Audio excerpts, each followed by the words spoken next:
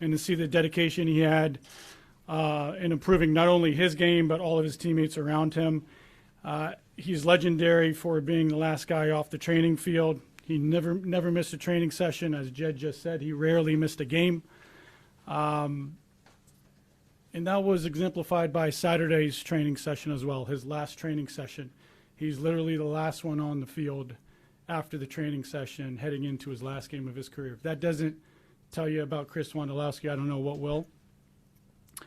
Not only was he a great goal scorer, but he never stopped working.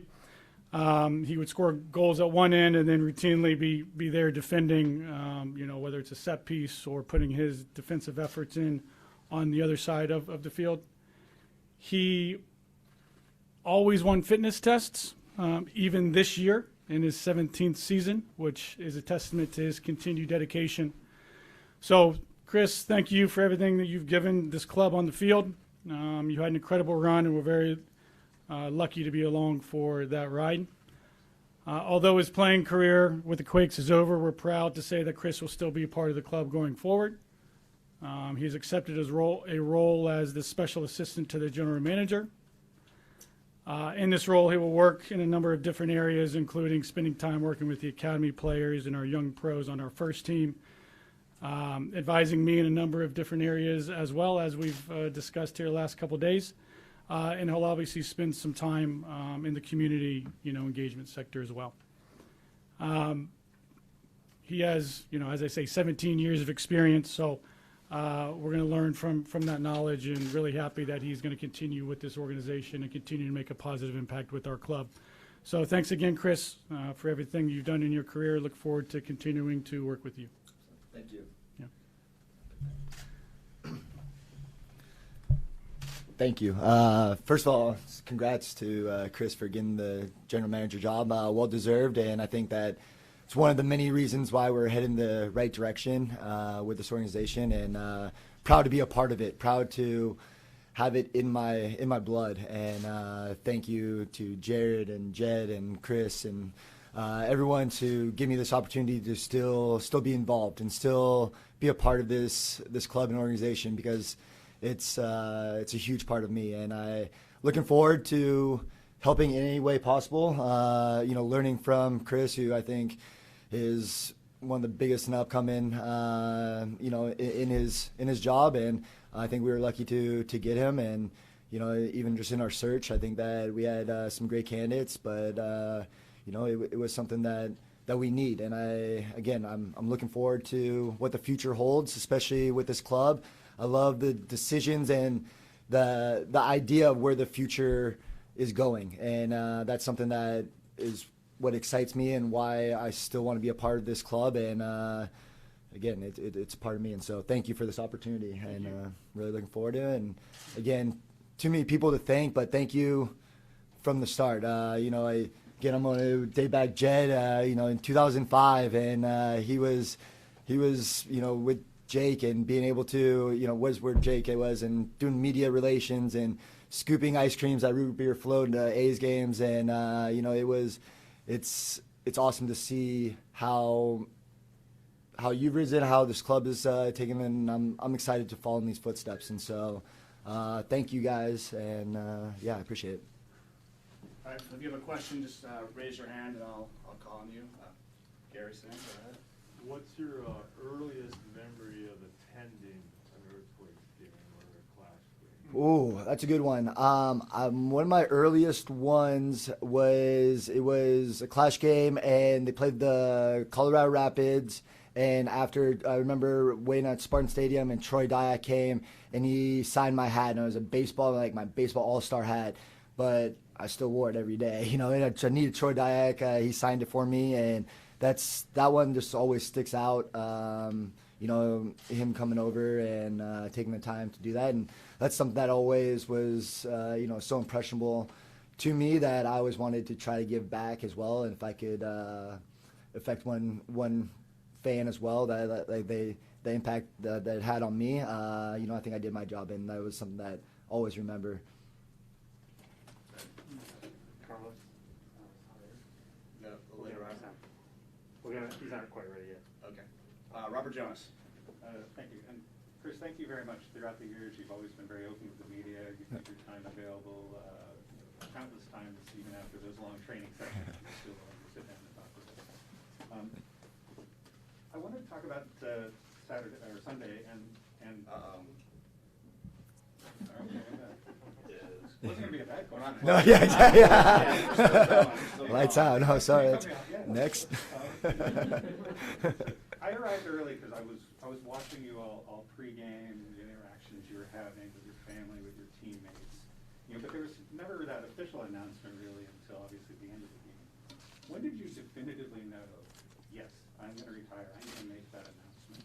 And how did that sort of emotionally affect you from that moment moving forward, especially throughout the rest of the day? Good one. I mean, it's still emotionally, getting wrapped around it, and I think it's really going to hit me when preseason starts and guys go back. Like right now, it's the end of the season. It's always sad when the season ends, and you have melancholy, and you always feel that, and I think I feel that right now. But when guys go back to preseason, I think that's when it's really going to sink in. It was a bit of a fast movie. Like, I always knew the retirement was there. It always was that elephant in the room. It was something that was on my mind, even throughout even last year or two. And so always wondered, trying to make sure I could fit in and make sure I can help the team in any way possible. And I think it was just kind of come to that realization that it's kind of ran its course. Like, this is a great time, clean cut. I think that I gave everything I could, and and I think that was it. I think it's time to have this opportunity to move on. I was very lucky, and I talked to Chris before the Salt Lake game, and even then it was still wasn't necessarily. I was leaning there. I was, he was trying to push me back a little bit the other way, which I still appreciate and love him for that. But it probably about 3 or 4 days before, and then the day of the game, I was a mess. Like 2 hours before, walking in the locker room, the warm-ups, I was a complete mess. Whistle blew, it was awesome. It just back to normal. The goal was cherry on top. That definitely just kind of relaxed me then, and then I just got to enjoy the game. Definitely wish we got a win, but again, I couldn't have written it better. It's something that very grateful again to have my family there. It was pretty cool. Had almost like 100 people, 100 tickets I got to give to everyone, and so yeah, like I said, at Chico High School, De La Salle, Mustang, and it was fun. Chris, first of all, congratulations again on a wonderful career. Thank you. You're one of the few athletes that actually gets to go out when they want to. Most athletes, their body tells them when it's time to go, right? So looking back at all your accomplishments, do you have any regrets about it? No, and that's one thing. I mean, I love everything that came about. There were no regrets. People always wondered if I could, go to Europe, and you always wonder what ifs, but I'm grateful for the opportunities. I saw what happened. I see where, some of the people who were in the same boat, and they made that decision, but I got to play for my hometown. I got to raise my kids here. No regrets at all, and I love that. What did it mean to you to be able to have this last season with the fans actually in attendance? Yeah, I think that definitely played a huge role, especially last year coming back. Even though last year I felt very good physically, and especially where the team is, and so that was kind of a no-brainer, I guess, coming back. And this year, though, having the fans and being able to experience it with them, being able to celebrate it with them, that made it special, and that made it, kind of gave me some closure as well. This is a great ending for it.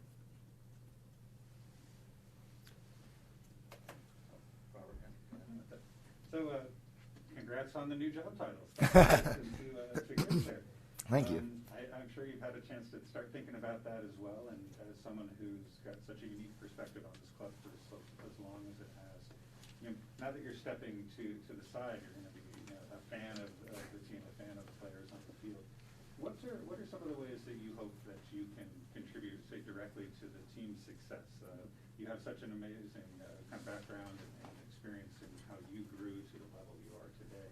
How much do you see yourself stepping in and trying to help players, young, veteran, you name it?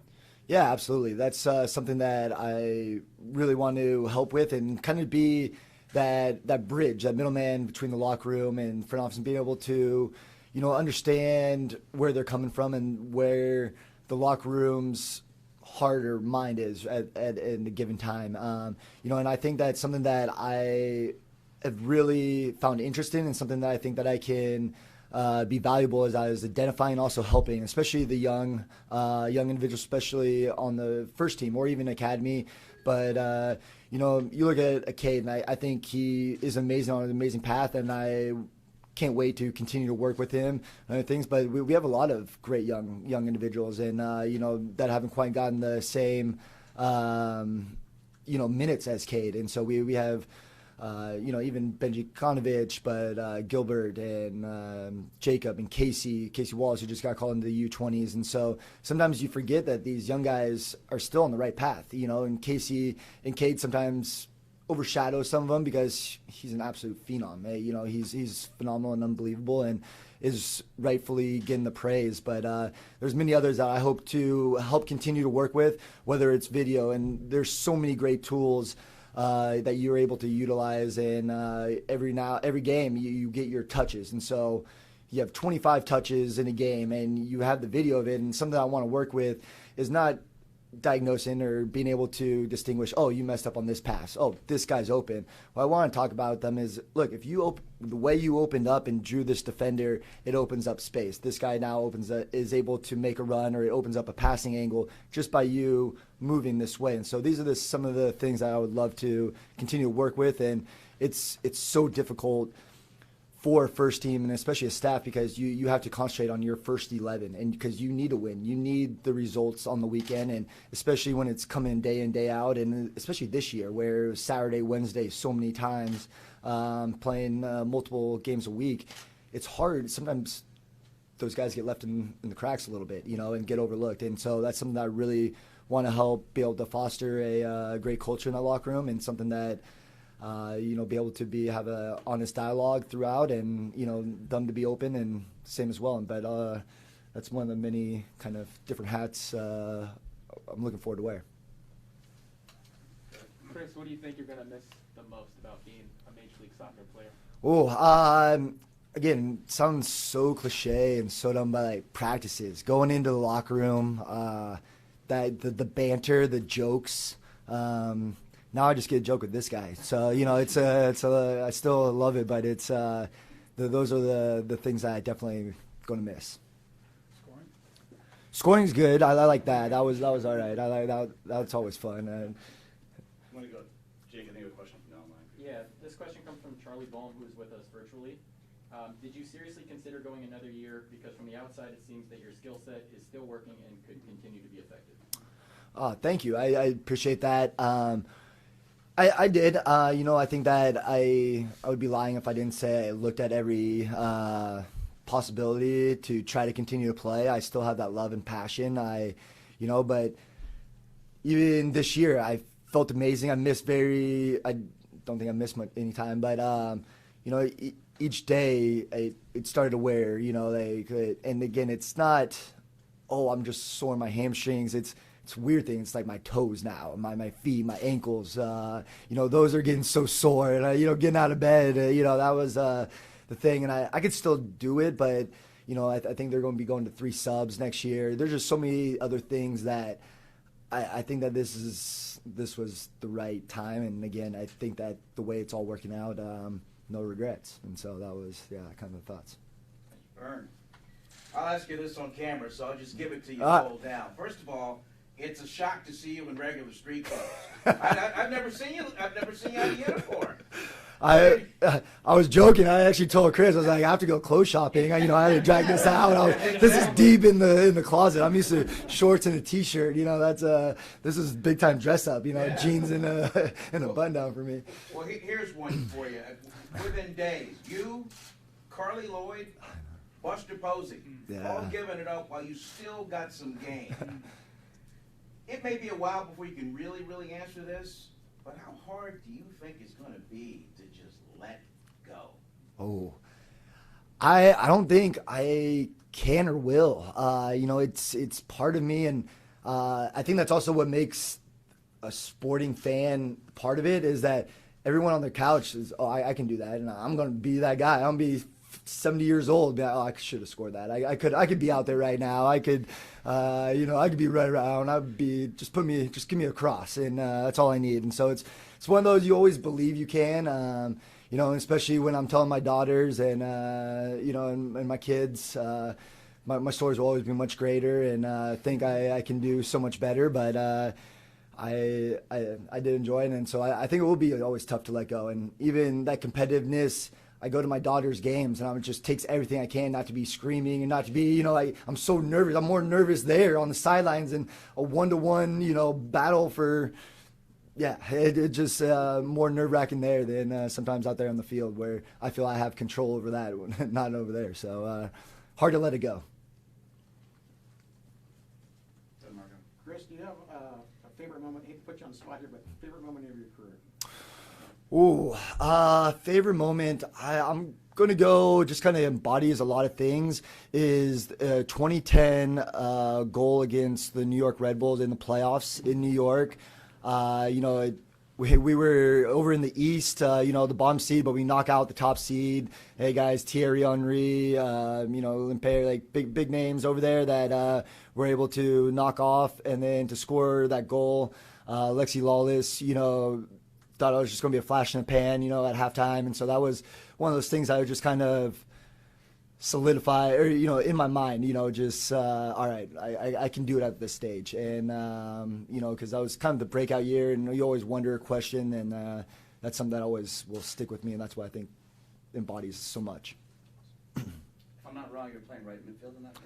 Yes, I was right midfield, and so we had a pretty interesting. We had like Scott Seeley playing center midfield. Eduardo got. I just want to make sure that you can score from any position. Thanks. Yeah, Jason Hernandez and I have a funny.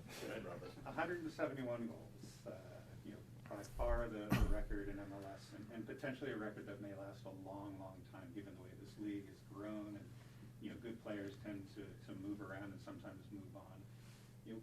What does that record mean to you? And I know you've also got the 10 straight seasons, 10 straight goals, which I was going to also compare or ask how those two records compare.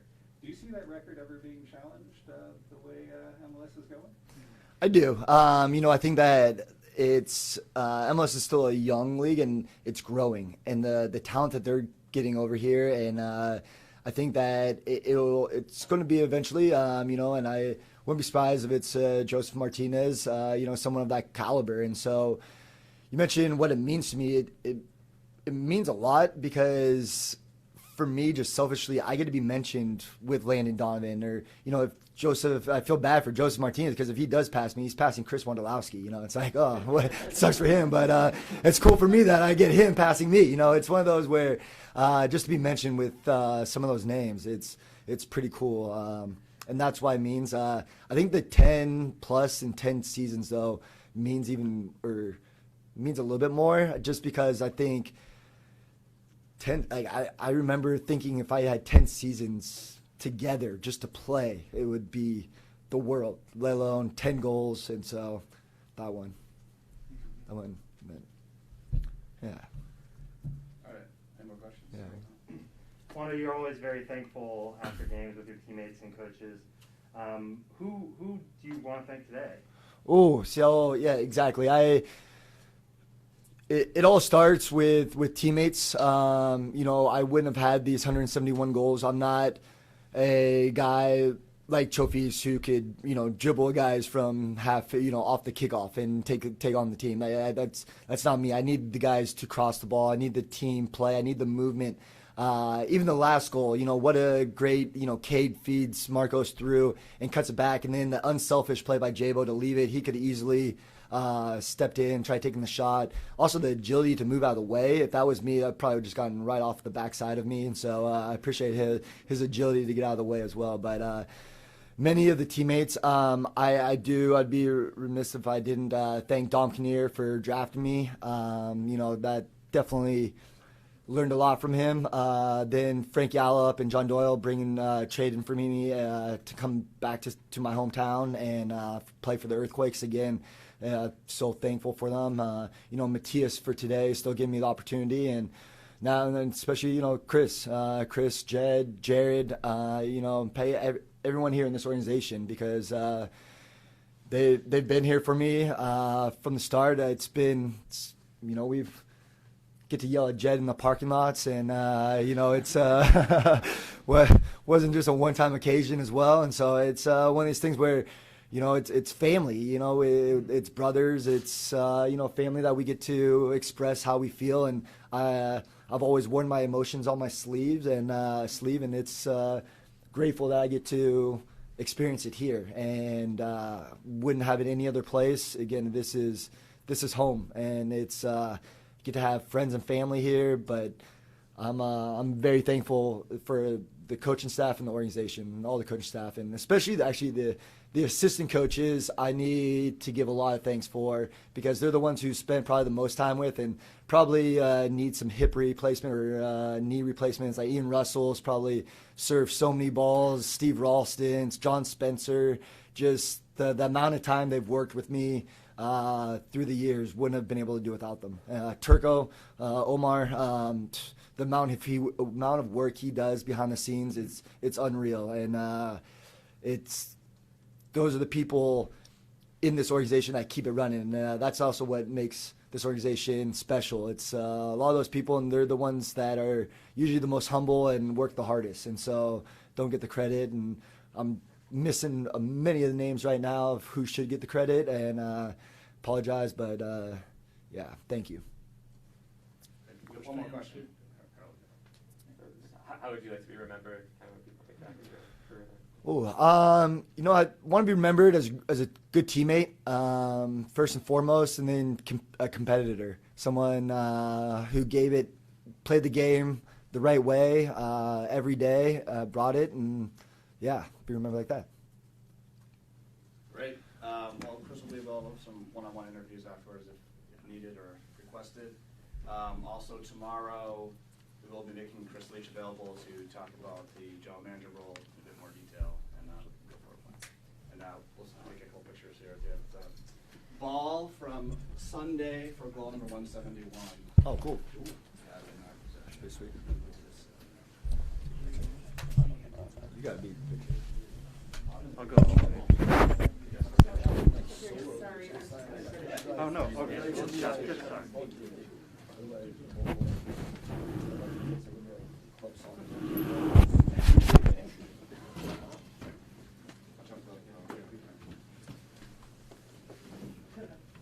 Don't get the cords in.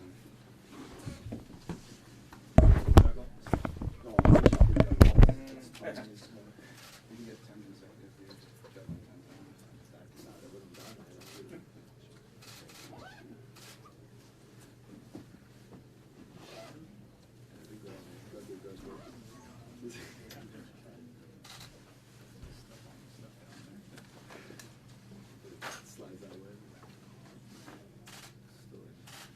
Are we looking? Everybody good?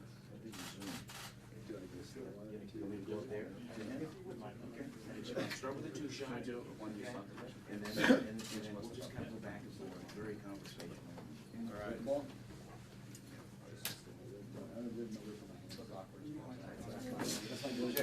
I got that. What's that, right? Exactly.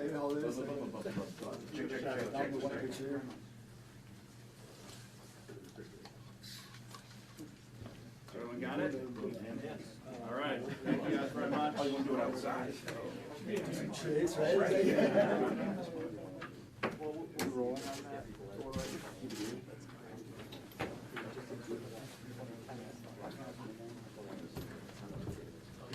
No, just